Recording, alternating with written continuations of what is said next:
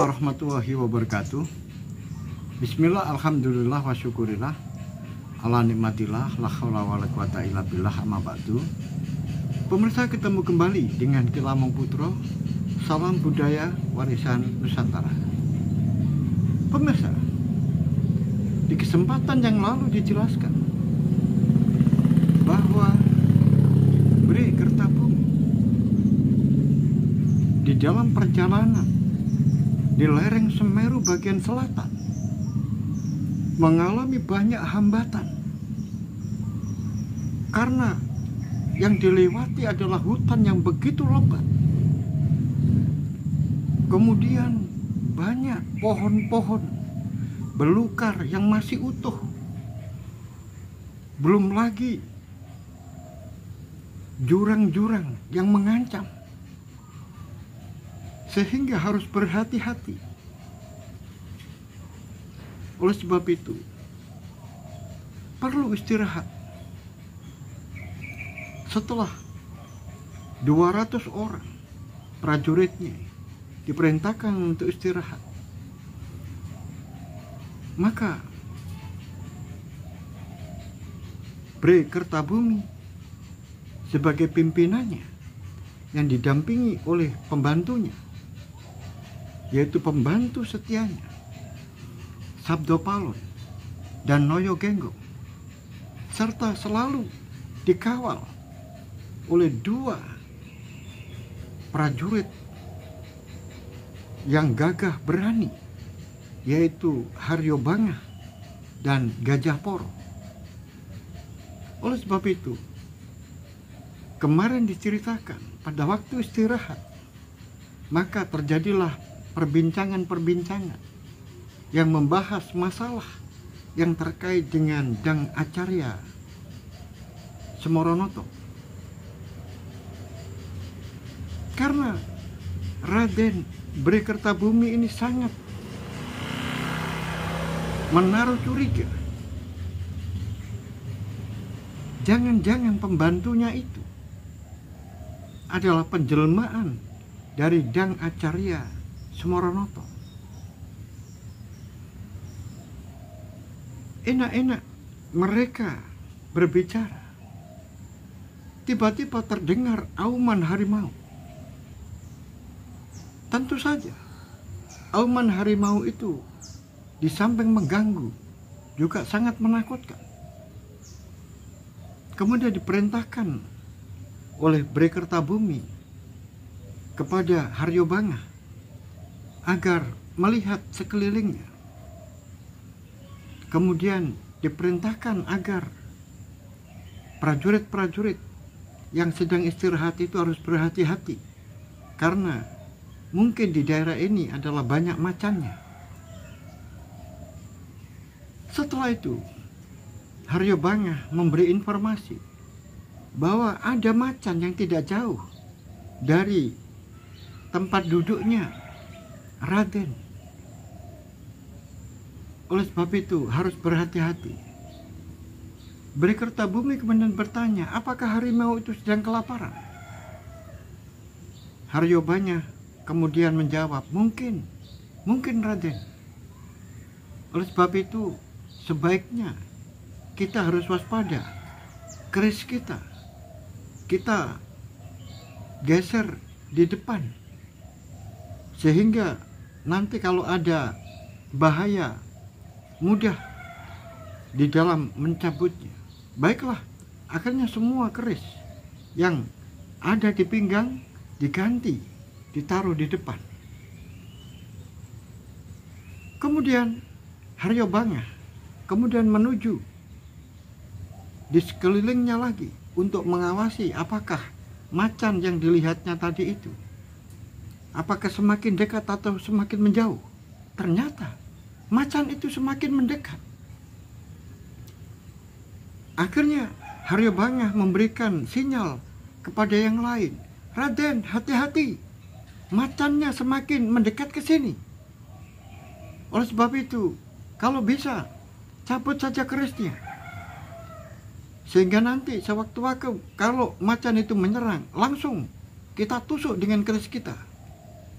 akhirnya semuanya berdiri dan keris sudah dihunus, dipegang tangan kanan masing-masing.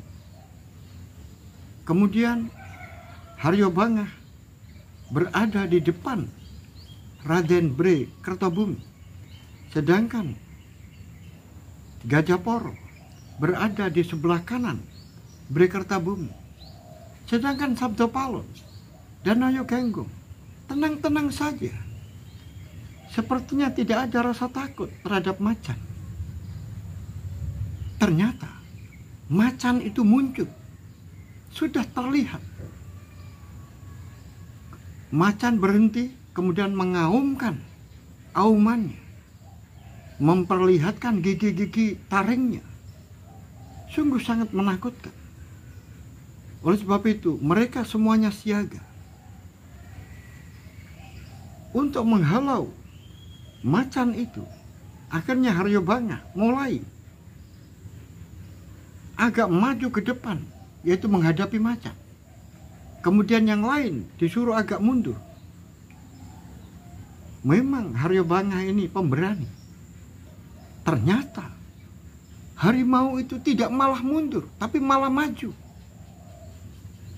Dan setelah kurang lebih 3-4 depa, langsung harimau itu menyerang Haryo Bangah.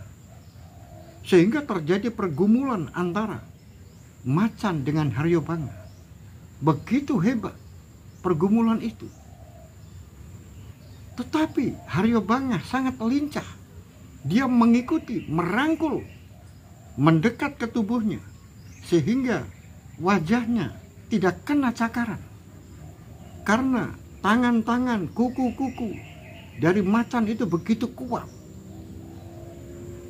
Dan Haryo Bangah tidak bisa menghindari cakaran kaki macan mengenai punggung Haryo Bangah, sehingga terlihat darah berkucuran, sehingga baju yang dipakai berlumuran darah. Langsung Gajaporo ikut membantu, termasuk Bre Kertabumi langsung ikut mengikuti. Tiba-tiba Haryo Bangah mengatakan, "Poro, tusuk perutnya." Karena posisi pada waktu itu terjadi pergumulan, sehingga sewaktu macan itu berada di atas, yang dikehendaki oleh Haryo Bangah adalah agar Gajaporo segera menusuk perutnya. Berulang kali perut macan itu ditusuk oleh Gajaporo, tetapi macan itu selalu bisa menghindar. Tetapi lama-kelamaan macan ini kelelahan juga. Dan akhirnya kesempatan Gajaporo berhasil menusukkan kerisnya ke perut dari macan itu, sehingga robeklah perut macan itu. Kemudian juga ketika ada kesempatan, Raden Bre Kertabumi juga mampu menusukkan pusakanya di perut macan. Tetapi macan ini masih terus bergumul. Dan hebatnya Haryo Bangah adalah karena keris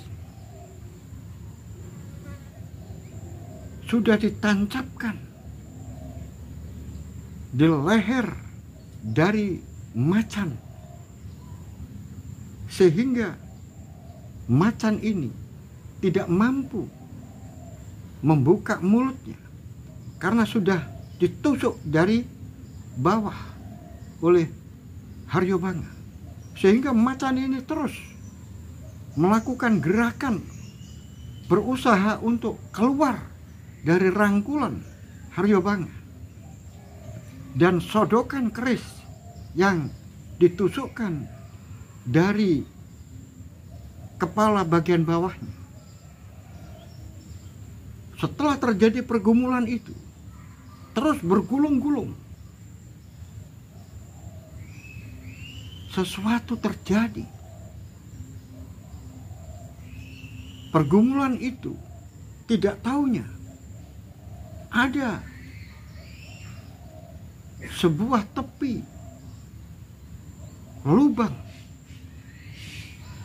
yang cukup lebar tetapi tidak terlalu dalam. Akhirnya mereka bergulung-gulung jatuh ke bawah. Tentu saja Gajahporo dan Bri Kertabumi berlari menuju jatuhnya macan dan Haryobangah yang sedang bergumul itu. Setelah itu mereka turun ke bawah. Haryobangah sudah dalam keadaan terkapar. Langsung Raden Kertobumi menolong. Kelihatan sangat lemas sekali badannya dan memejamkan mata Haryobangah, tapi dilihat nadinya dan dilihat napasnya masih ada. Kemudian, "Poro, ambilkan air." Akhirnya Gajahporo naik ke atas mengambil bumbung yang berisi air, kemudian lekas kembali dan bumbung itu diserahkan kepada Raden Kertabumi. Setelah itu dipapahnya, didudukkan Haryobangah, kemudian diberi minum air yang ada di bumbung itu. Setelah minum air, Haryobangah bisa duduk sendiri, tidak pakai bersandaran di tubuhnya Raden Kertabumi. Kemudian badannya yang penuh dengan darah dibersihkan oleh Raden Kertabumi. Kemudian termasuk di bagian belakang yang terkena cakaran dari macan itu dicoba untuk dibersihkan. Terjadi sebuah keanehan. Tubuh Haryobangah di bagian punggungnya yang terkena cakaran macan berulang-ulang dan mengucurkan darah deras. Setelah disiram dengan air dan diseko, dibersihkan dengan kain oleh Raden Bri Kertabumi, terjadi keanehan. Mengapa luka yang ada di punggung akibat goresan dari kuku macan itu, ketika dibersihkan dengan air, mengapa luka itu menutup? Setelah menutup, kemudian tidak ada bekas luka dan tidak ada darah yang mengalir, sehingga Raden Bri Kertabumi ini langsung selangkah mundur karena melihat keanehan. Ini aneh, katanya Bri Kertabumi. Karena Bri Kertabumi mengatakan ini aneh, maka Gajahporo mendekat. Ada apa, Raden? Aneh ini. Coba lihat punggungnya Haryobangah, tidak ada bekas luka sedikit pun, tidak ada luka sama sekali. Kemudian dilihatnya oleh Gajahporo, benar. Ternyata seakan-akan punggungnya Haryobangah itu tidak pernah digores oleh apapun. Tidak ada luka sama sekali, utuh seperti sedia kala. Tetapi bekas darah yang ada di baju ini masih terlihat. Kemudian darah itu, luka itu, mengapa menutup? Darah itu sudah tidak ada. Aneh. Setelah itu, Gajahporo segera mencari macan yang bergumul tadi, karena tadi ada di sebelahnya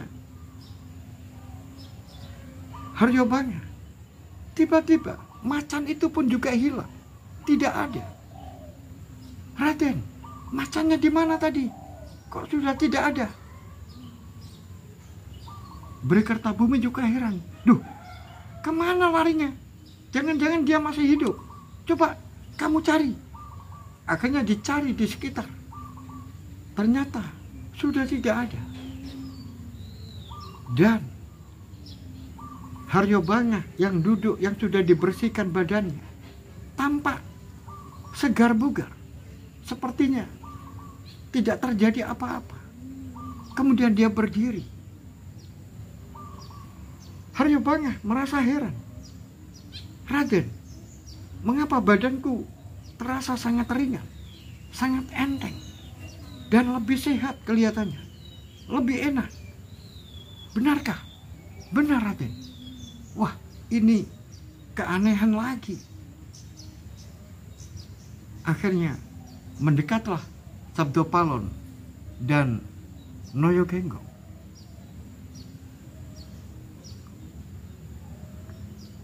Raden, jangan heran. Yang bergumul dengan Haryo Bangah itu bukan macan. Itu bukan macan sungguhan. Itu adalah pusaka. Pusaka, benar.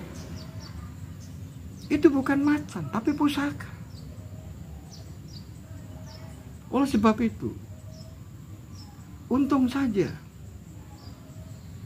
Haryo Bangah mampu mengatasi pertempuran sebuah pusaka dengan Haryo Bangah.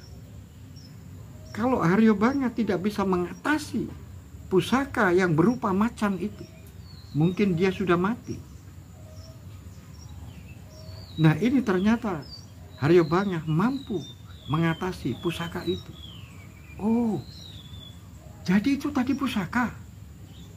Benar, itu pusaka yang menyerupai macan. Wah, ini aneh lagi. Aneh sekali.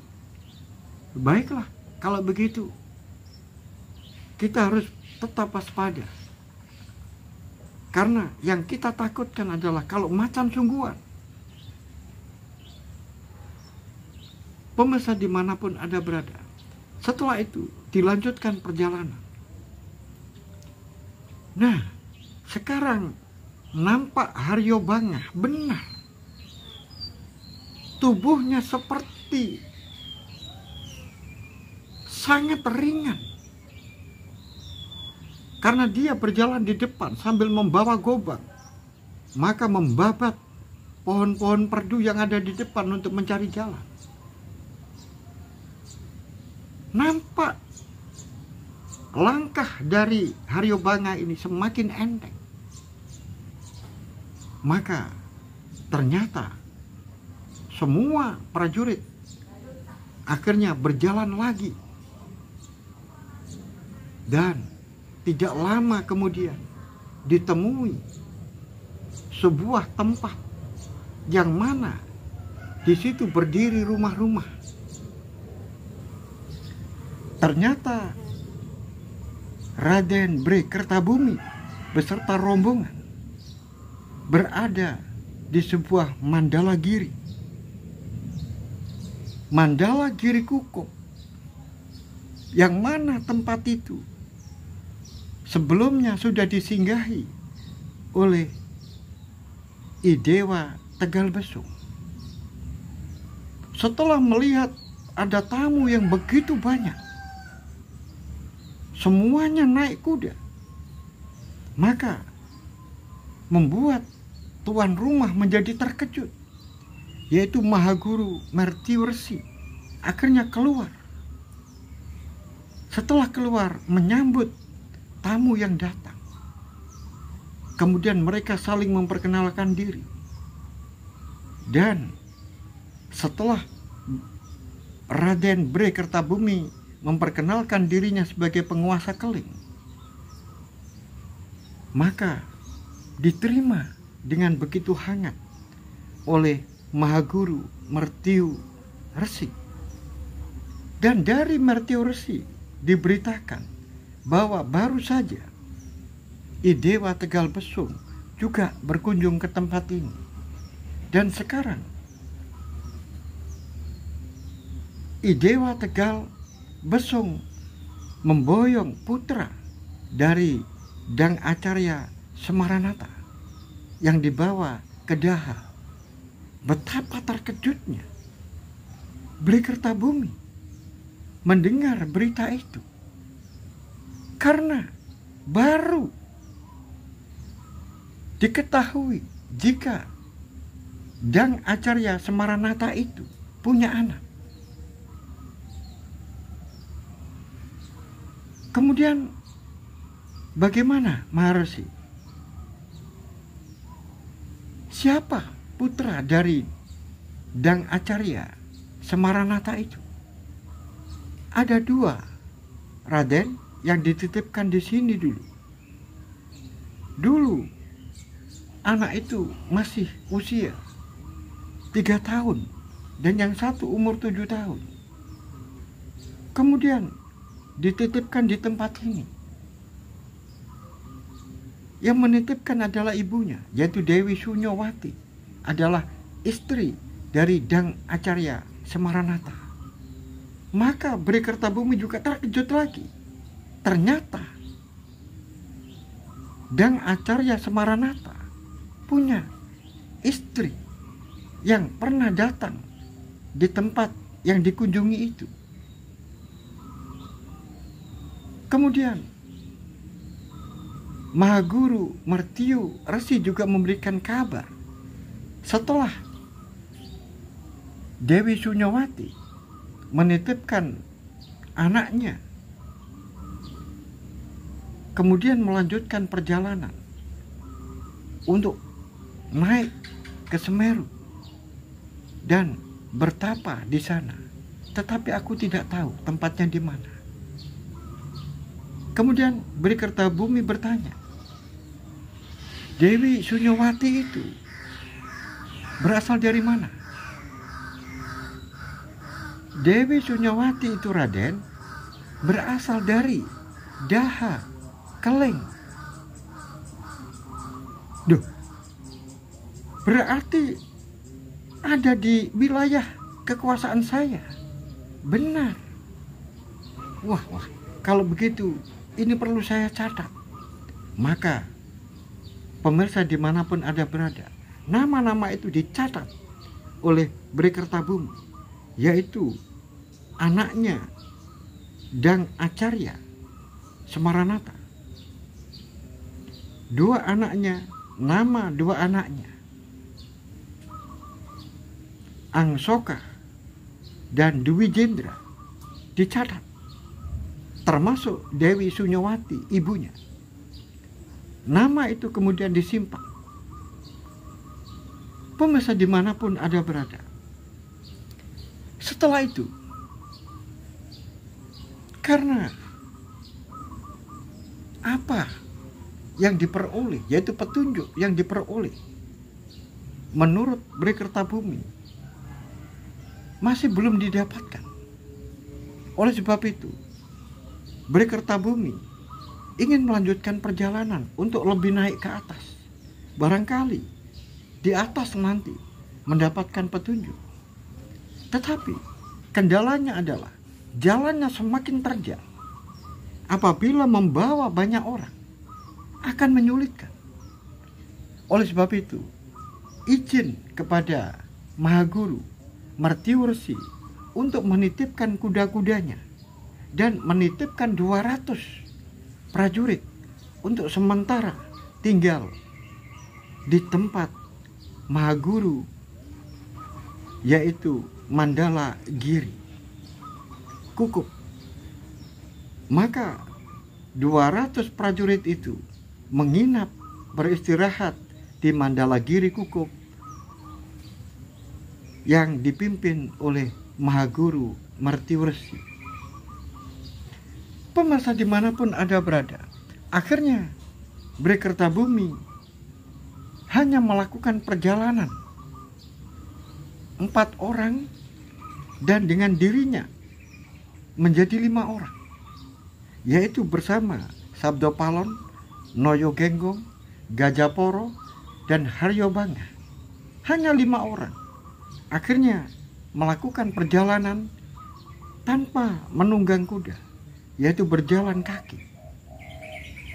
Pemirsa dimanapun Anda berada, bisa dibayangkan perjalanan yang begitu melelahkan setelah melewati jalan-jalan yang begitu terjal, yang begitu naik,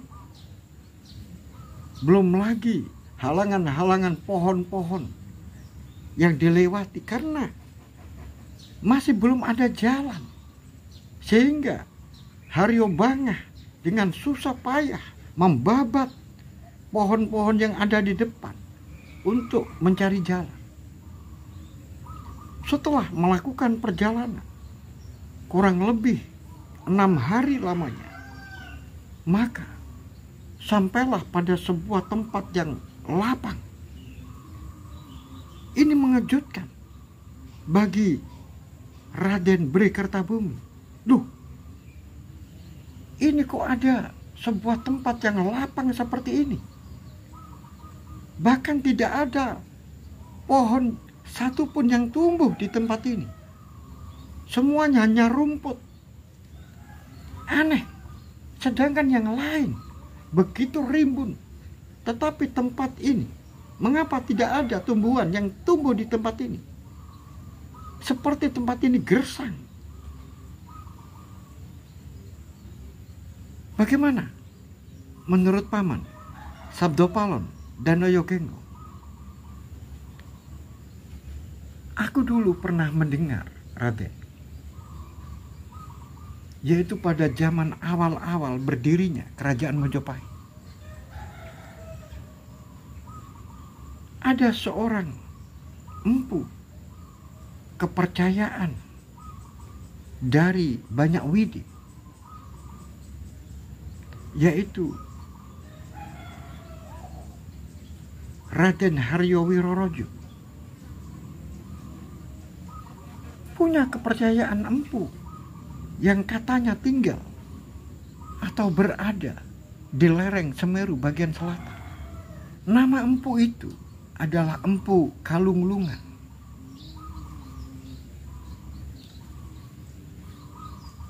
Siapa Paman? Empu Kalunglungan. Empu Kalunglungan, benar. Tapi mengapa tempat ini kok begitu gersang? Nah, begini Raden. Jadi kalau seseorang empu, kemudian dia ingin meninggalkan semua kepandaiannya, dia sudah bertekad untuk meninggalkan pekerjaan sebagai empu, kemudian dia bertapa, maka tempat daerah yang dipakai untuk melakukan pertapaan itu, dia akan menjadi gersang seperti ini.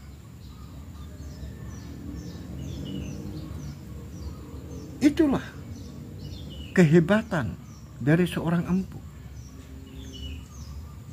Karena seorang empu ini diberikan kekuatan oleh Bathara Brahma. Siapa itu Bathara Brahma? Paman Raden, Bathara Brahma itu adalah penjelmaan dewa yang turun ke Jawa. Tepatnya adalah tidak jauh dari Gunung Bromo. Kemudian Bathara Brahma itu menjelmakan dirinya menjadi seorang empu, yaitu Empu Sujiwono. Maka dialah yang memberikan pengetahuan-pengetahuan tentang cara-cara mengolah besi, mengolah sebuah material yang akhirnya ditempa menjadi besi dan akhirnya dicampur dengan berbagai macam campuran, akhirnya menjadi perkakas dan juga bisa menjadi pusaka. Sehingga dengan jasanya Bathara Brahma itu mengajarkan kepada orang-orang Jawa Dan dia adalah empu yang pertama, yaitu Empu Sujiwono, yang berada tidak jauh dari Gunung Bromo. Itulah empu yang pertama. Oh, jadi begitu. Nah, dengan kemampuan seperti itu, maka dengan kekuatan Sujiwono yang diberikan kepada murid-muridnya, dan kemudian muridnya punya murid lagi, dan seterusnya, akhirnya ilmunya itu turun-temurun. Termasuk kekuatan-kekuatan yang dimiliki oleh empu itu diturunkan kepada murid-muridnya. Sehingga salah satu kemampuan yang saya ceritakan tadi, apabila empu ini sudah pensiun dari empunya, meninggalkan semua kemampuannya, kemudian dia bertekad untuk bertapa, maka tempat yang dipakai pertapaan itu gersang seperti ini. Oh, jadi begitu. Benar. Tiba-tiba Gajah Poro berteriak, "Hati-hati, di sana ada macan yang sedang duduk menghadang kita." Maka semuanya berhenti. Kemudian Gajah Poro mendekat. Ada macan, Raden.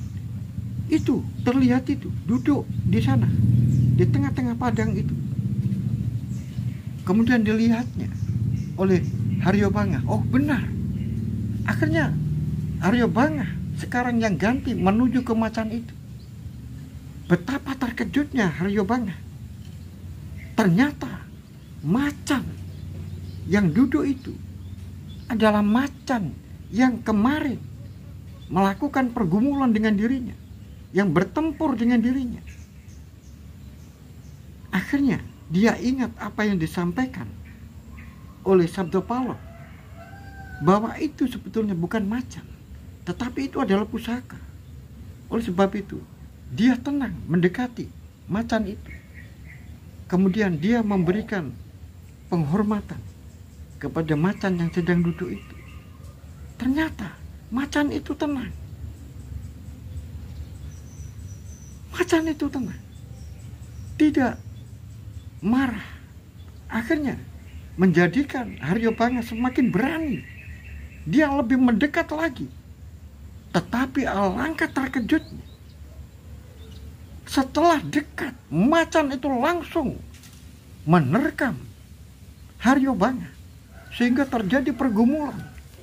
Dan itu dilihat oleh Gajah Poro dan Raden Bhre-Kertabumi, sehingga mereka berlarian untuk membantu Haryo Bangah yang sedang bergumul dengan macan itu. Tapi terlambat. Haryo Bangah sudah terkapar. Betapa terkejutnya Bhre-Kertabumi melihat hal itu. Tapi aneh, mengapa Haryo Bangah tidak terluka? Kemudian dilihat nadinya, kemudian dipastikan hidungnya masih bernapas atau tidak. Masih bernapas. Aneh. Setelah itu baru sadar, karena tangan Haryo Bangah yang terlentang itu sambil membawa pusaka. Tapi Haryo Bangah masih belum sadar. Setelah itu datanglah Sabdopalon dan Noyogenggong. Nah, pusakanya sudah kena. Raden, pusaka yang dipegang oleh Haryo Bangah itu tadi adalah macan. Ini yang saya katakan, bahwa Haryo Bangah itu bukan bergumul dengan macan sungguhan, tapi bergumul dengan pusaka. Betapa terkejutnya Raden Bhre-Kertabumi melihat pusaka yang digenggam oleh Haryo Bangah, sedangkan Haryo Bangah masih tergeletak, masih belum sadar. Ini bagaimana, Sabdopalo, Paman? Oh, mudah saja. Ambilkan air. Maka Sabda Palun kemudian memercik-mercikkan air ke tubuhnya Haryobanga. Dan seketika itu langsung siuman. Setelah siuman, Haryobanga malah terkejut karena di sekitarnya sudah banyak orang. Kamu tidak apa-apa, Haryobanga? Haryobanga masih belum bisa menjawab karena dia masih terkejut.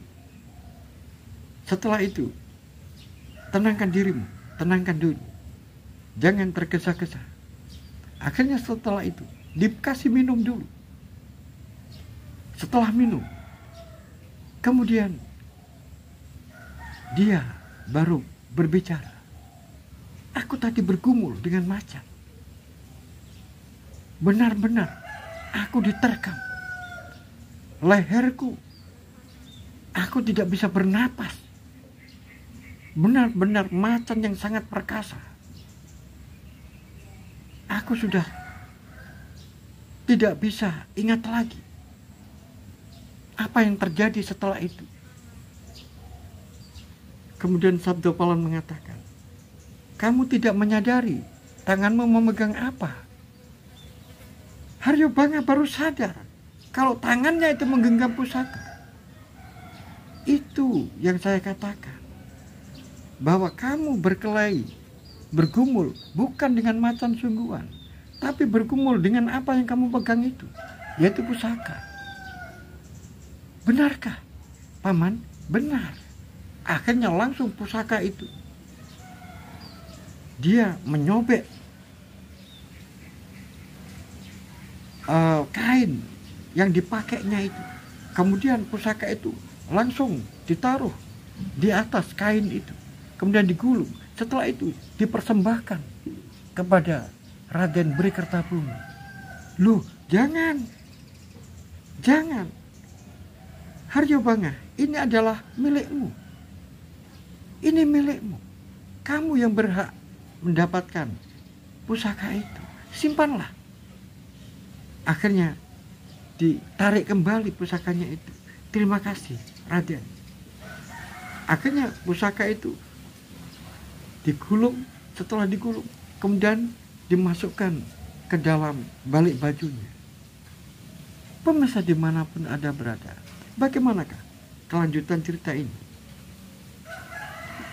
Setelah kejadian-kejadian aneh itu, maka kejadian aneh apa lagi yang akan dijalani, ditemui oleh rombongan yang mendaki Gunung Semeru lewat jalur selatan itu? Oleh sebab itu, pemirsa dimanapun Anda berada, ikuti terus cerita ini sampai selesai. Akhirul kalam, billahi taufiq wal hidayah, waridha wal inayah. Assalamualaikum warahmatullahi wabarakatuh. Salam budaya, warisan Nusantara.